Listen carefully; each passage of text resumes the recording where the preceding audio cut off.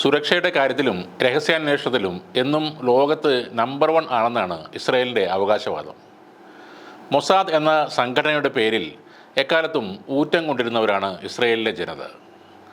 എന്നാൽ ആ അവകാശവാദങ്ങൾക്കേറ്റ തിരിച്ചടിയായിരുന്നു ഒക്ടോബർ 7 നടന്ന ഹമാസിൻ്റെ ആക്രമണം.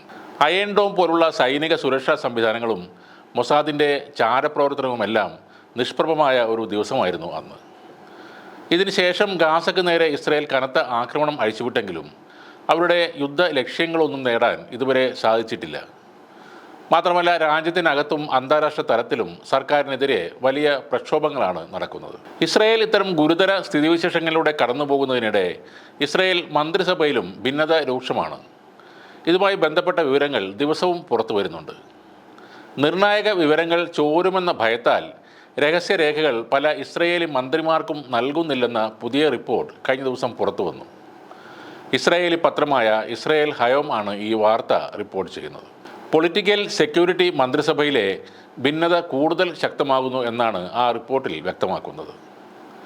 സുപ്രധാനമായ രഹസ്യാന്വേഷണ വിവരങ്ങൾ ലഭിക്കുന്നതിൽ നിന്ന് നിരവധി മന്ത്രിമാരെയാണ് ബോധപൂർവം ഒഴിവാക്കിയത്. വിവരങ്ങൾ ചോർന്നത് കാരണം ഇസ്രായേൽ സൈന്യത്തിന് പലയിടങ്ങളിലും തിരിച്ചടി നേരിടുകയുണ്ടായി. കൂടാതെ ഇത് സൈനികരെ അപകടത്തിലാക്കുകയും ചെയ്തു. കുറേ പേർക്ക് ജീവൻ നഷ്ടമാവുകയും ചെയ്തു. ഇതിൻ്റെ പശ്ചാത്തലത്തിലാണ് വിവരങ്ങൾ എല്ലാവർക്കും ഇപ്പോൾ നൽകാത്തത്. ഇസ്രായേലിലെ രാഷ്ട്രീയ സുരക്ഷാ മന്ത്രിസഭ രഹസ്യാത്മകമായി പ്രവർത്തിക്കുന്ന ഒന്നാണ്. തന്ത്രപ്രധാനമായ കാര്യങ്ങളിൽ ആഴത്തിലുള്ള ചർച്ചകളും തീരുമാനങ്ങളും എല്ലാം കൈക്കൊള്ളുന്നത് ഈ മന്ത്രിസഭയാണ്. പ്രധാനമന്ത്രി, സുരക്ഷാ മന്ത്രി, വിദേശകാര്യമന്ത്രി, ധനകാര്യമന്ത്രി, നീതിന്യായ മന്ത്രി, ആഭ്യന്തര സുരക്ഷാ മന്ത്രി എന്നിവരടങ്ങുന്ന 6 സ്ഥിരം മന്ത്രിമാർ ഇതിലുണ്ടാകും. കൂടാതെ മറ്റുള്ളവരെയും ഇതിൽ ഉൾപ്പെടുത്താറുണ്ട്.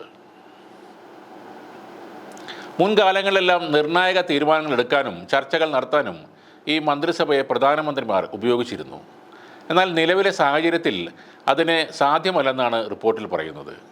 രഹസ്യ വിവരങ്ങൾ ചോരുന്നതിൻ്റെ ആശങ്കകൾ കാരണം സുരക്ഷാ ഏജൻസികൾ മന്ത്രിസഭാ യോഗത്തിൽ തന്ത്രപ്രധാനമായ വിവരങ്ങൾ നൽകുന്നില്ല.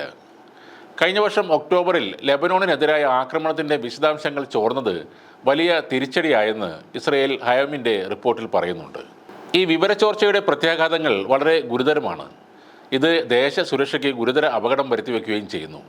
മന്ത്രിസഭയിലുള്ള പലരും രാജ്യത്തെ ഒറ്റുകയാണ് എന്നും ആ റിപ്പോർട്ടിലുണ്ട്.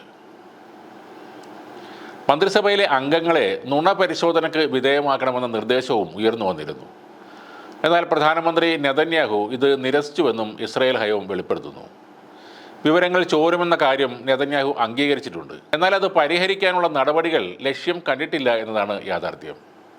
കൂടാതെ ഒക്ടോബർ 7 ആക്രമണവും യുദ്ധകാലത്തെ പരാജയങ്ങളും എല്ലാം സംബന്ധിച്ച അന്വേഷണങ്ങൾ ഇപ്പോഴും തുടരുകയാണ്.